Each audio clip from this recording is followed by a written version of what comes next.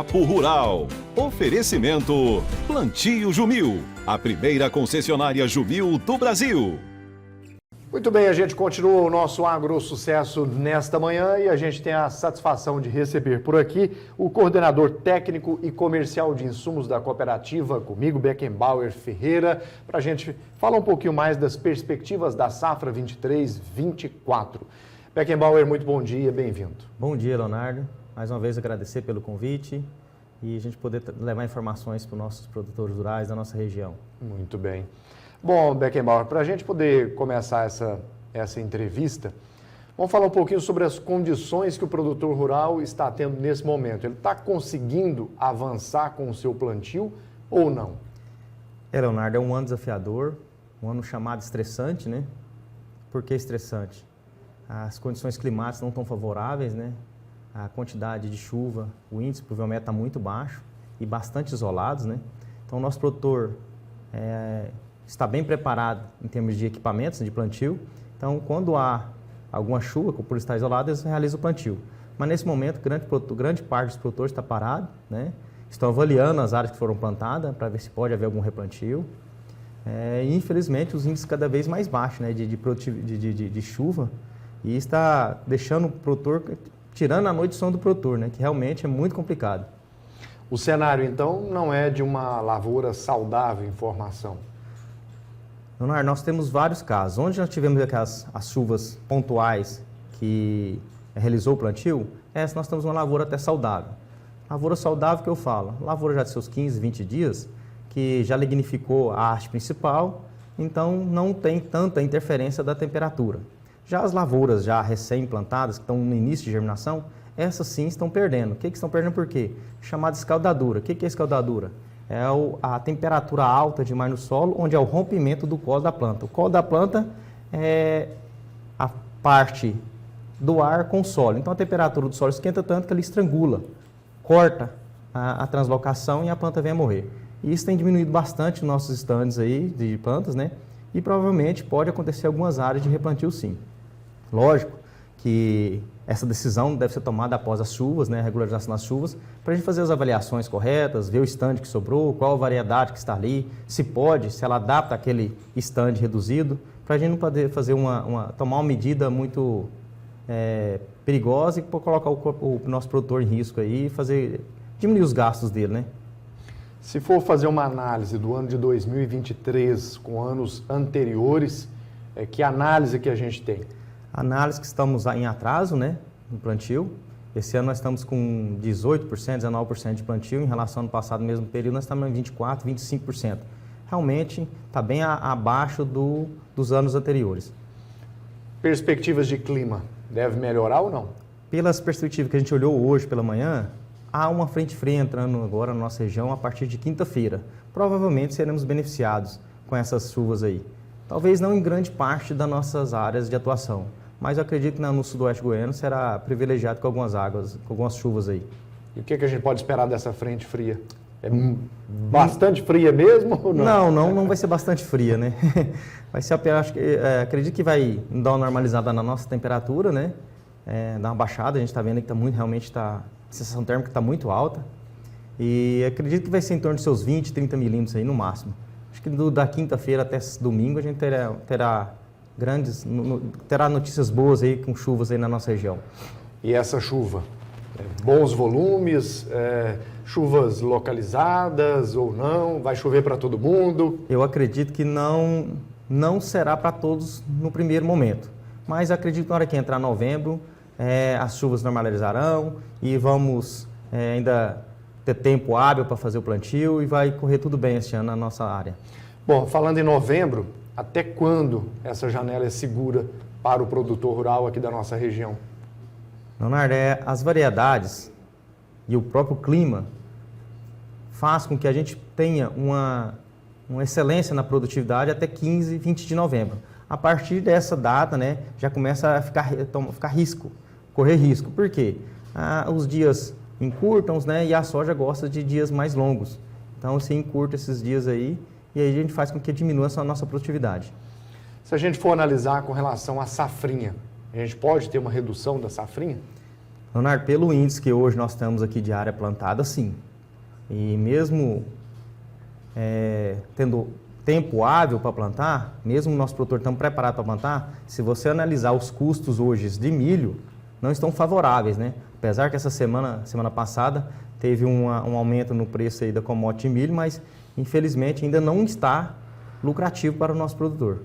Agora, diante dessa safra que nós estamos tendo, desse atraso no plantio, o Brasil começou a plantar de forma mais antecipada nesse 2023 em relação a outros anos ou não? Não estamos, vamos falar assim, plantio cedo.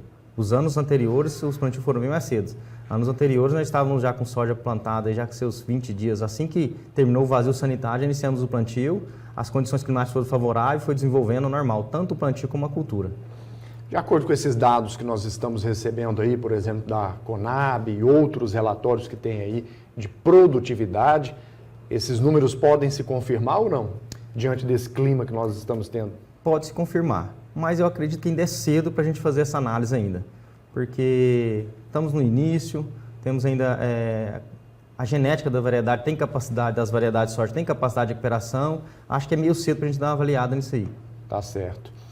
Bom, na participação aqui do pessoal lá de Montevidéu, do Júnior de Montevidéu, bom dia, Leonardo, queria saber se tem muito amigo produtor que não plantou por causa do clima, que ainda está aguardando.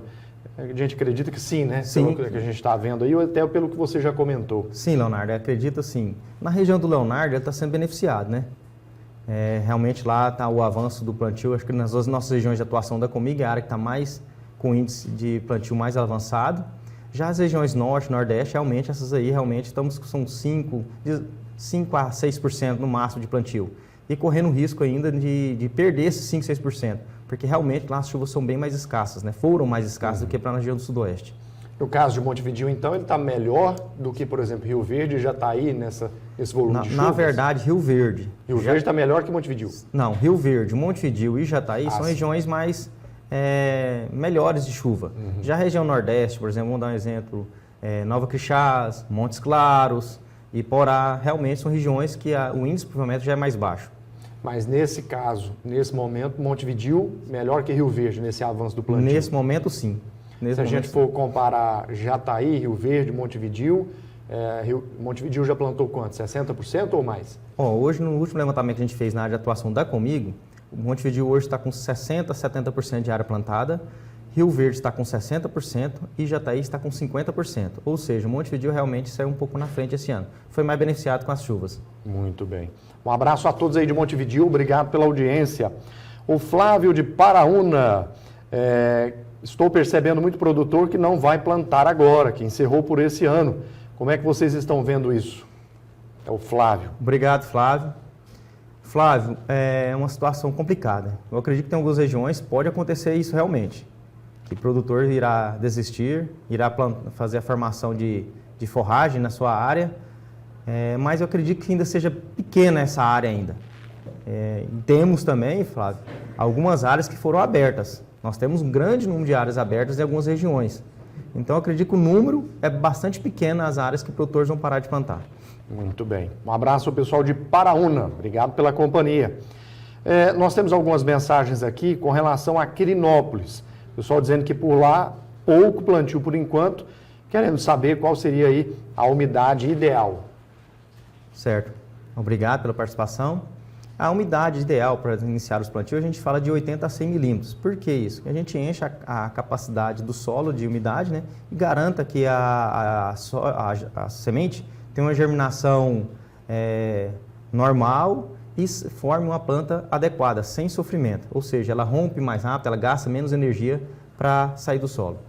Beckenbauer, se a gente fizer um comparativo entre o Mato Grosso, que é o maior produtor brasileiro, se a gente comparar Mato Grosso com Goiás nesse momento, como é que está? Mato Grosso é uma região que está bem mais avançada do que Goiás. Já nos anos anteriores, já se mostram isso, são bem mais avançados, só que hoje o Mato Grosso, o índice de replantio é bem maior do que Goiás. Hoje tem muitas áreas em Mato Grosso que já estão realizando as avaliações para replantio. Já Goiás ainda nós vamos aguardar, né, as chuvas normalizarem para a gente fazer as avaliações, para ver qual a população que está naquela variedade, naquele talhão, para a gente analisar se pode ou não fazer o replantio. Nesta edição do nosso AgroSucesso, a gente está conversando com Beckenbauer Ferreira, que é o coordenador técnico e comercial de insumos da cooperativa Comigo, trazendo para nós as perspectivas da safra 23-24. Bom, muitos climatologistas, naquele debate inicial, até pouco tempo atrás, sobre a questão do El Niño. Alguns dizendo, teremos um super El Niño. Outros dizendo, não teremos. E outros, ainda não é possível saber. Agora a gente já vê alguns entrando num consenso de que temos um El Niño mais agressivo, né, Beckenbauer? Sim, o último dado do NOAA informou para nós que 85% do El Niño será forte.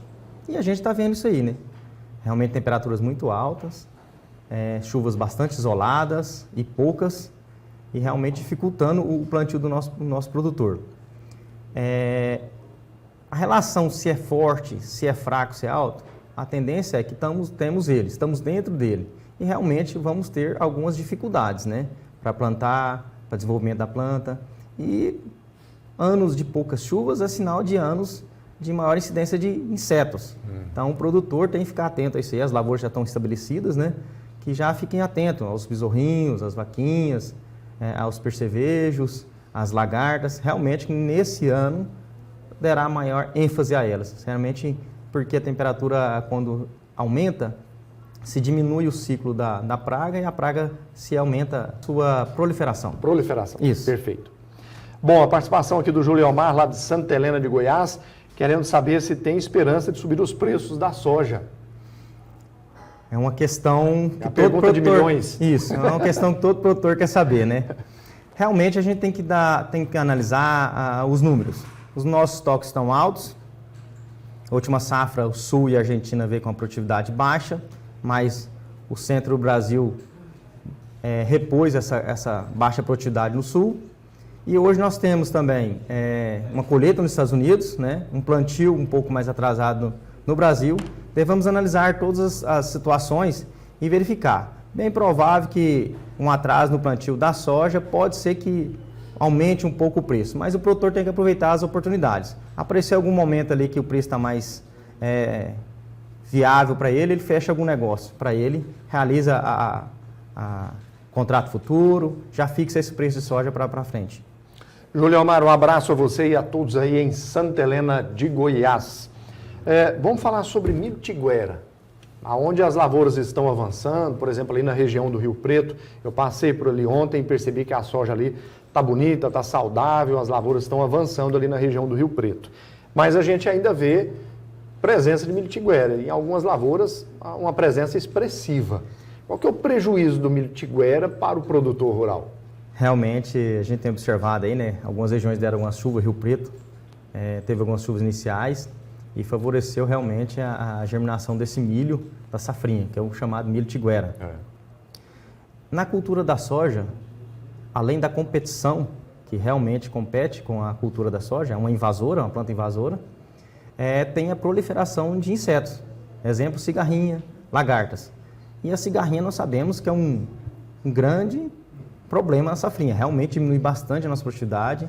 Realmente não temos um híbrido resistente ou tolerante com eficiência. Não temos produtos com eficiência que dê um residual. A infestação dela é muito rápida e ela é favorecida com as temperaturas que nós estamos vivendo hoje. Então, assim, o prejuízo é sério. Então, até o Sindicato Rural fez um simpósio sobre o controle de milho safrinha, que foi excelente. Realmente, o produtor tem que fazer o controle desse milho tiguera aí, porque realmente isso vai causar danos para ele futuro.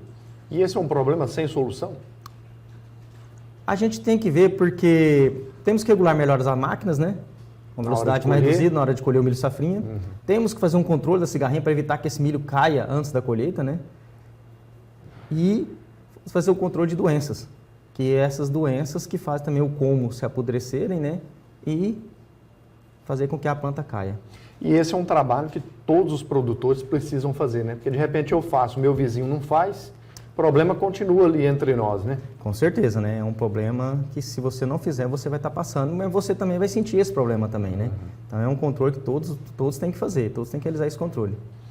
Nesse momento, nós estamos tendo um baixo volume de interesses de travas futuras? Sim. Você comentou disso um pouquinho antes, né? Estou Sim. voltando aqui. Realmente, hoje o produtor não tem interesse de fazer essas travas futuras. Está esperando uma oportunidade aí, já apareceu algumas oportunidades tempos atrás, que poderia ter fechado, e hoje em relação ao custo, o preço que está se praticando hoje, pode-se dizer que está 0 a 0, né? Ninguém está ganhando, então eu acho que, volto a falar, se aparecer uma oportunidade de fixação, que veja que o seu custo, você está tendo um ganho, realize essa fixação. Perfeito. Participação aqui do Renato, dizendo bom dia. Pelo que estou vendo, os produtores estão fora de mercado. A galera está focada no plantio, trabalhando apenas lotes pontuais. Abraço para vocês aí. Realmente, concordo com o Renato. Realmente o produtor está focado no plantio, que realmente é um momento estressante para ele, mas a gente tem que ficar atento, a gente não pode focar só numa atividade não. Tem que observar no mercado e analisando as possíveis oportunidades que é oferecido a ele. O Daniel, que já está aí, quer saber se a tendência de milho verão subir, que ele está bem desanimado com os custos altos. Realmente, Daniel, acabei de fazer um custo sexta-feira de milho, realmente não se compensa plantar milho hoje, na situação de hoje dos insumos e do preço do milho. A área verão na nossa região de milho vai ser bastante reduzida, apenas só se tiver alguma área para silagem, mas para grão ela vai dar no máximo 1%, é bem reduzida. E hoje os custos não pagam, não cobrem a lavoura de milho hoje. No passado sim, os anos passados aí a cultura de milho realmente era, até alguns casos, alguns momentos, estaria dando mais lucro do que a soja. Mas hoje não, hoje infelizmente o milho está negativo. Acompanhando alguns analistas e algumas informações de mercado, alguns apontam que essa questão da soja, a soja deve crescer mais de 1 milhão de hectares. E já o milho cair 1 milhão. O que você está vendo sobre isso? Realmente tem essa probabilidade, sim. O produtor está procurando outras culturas, né, outras opções. As empresas estão fornecendo outras opções para o produtor, como gergelim, como sorgo. Então o produtor está buscando outras alternativas. Realmente eu concordo, realmente vai ter uma redução da safrinha de milho, até porventura pelo próprio plantio que nós estamos fazendo hoje, né? E pelos custos de hoje. Bom, poderemos ter uma colheita com os preços da soja despencando? Difícil a pergunta. Na verdade, fácil a pergunta, difícil a resposta. Porque vai depender muito da nossa safra brasileira. Porque eu acredito que esse ano o Sul vai voltar à normalidade, juntamente com a Argentina, e vamos ver como vai ser o progresso da nossa cultura, da nossa lavoura, das lavouras do Brasil. Aí a gente pode ter que aconteça, se a gente for bem conduzidas as lavouras, as condições climáticas forem favoráveis, pode acontecer sim de uma redução de preço na colheita da soja. A Argentina vem forte? Vem, porque já vem 3 anos, né, que eles já vêm produzindo muito mal devido às condições climáticas. E hoje tudo indica que esse ano vai ser uma condição climática favorável a eles. O que a gente pode esperar da colheita, né, dessa colheita que nós ainda estamos nessa fase inicial do plantio, mas pensando lá na frente, na colheita, com relação à armazenagem, comercialização do milho que foi colhido agora, lá na frente colheita da soja, como é que nós estamos com relação à armazenagem? Realmente hoje é um gargalo a armazenagem no Brasil, né? Mas as empresas que detêm esses armazéns já estão trabalhando, já estão retirando esse milho para abrir espaço para a soja. A Comigo mesmo é uma empresa que já vem trabalhando com isso, nós já estamos retirando bastante milho das áreas já, para deixar espaço para a soja. Mas é um gargalo, realmente é um gargalo.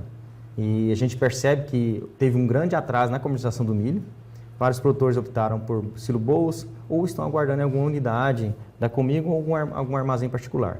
Realmente é um problema que a gente pode ter no futuro.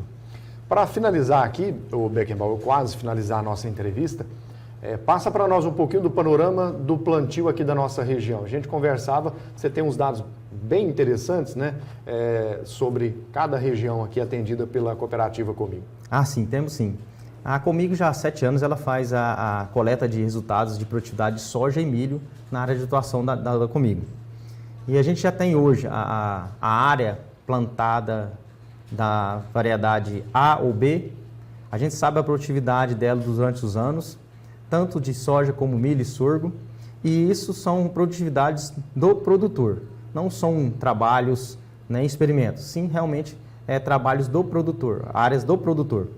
E isso faz com que o nosso produtor tenha mais estabilidade na escolha ou até tranquilidade na escolha do seu material de soja ou seu hidro de milho, para que facilite essa tomada de decisão.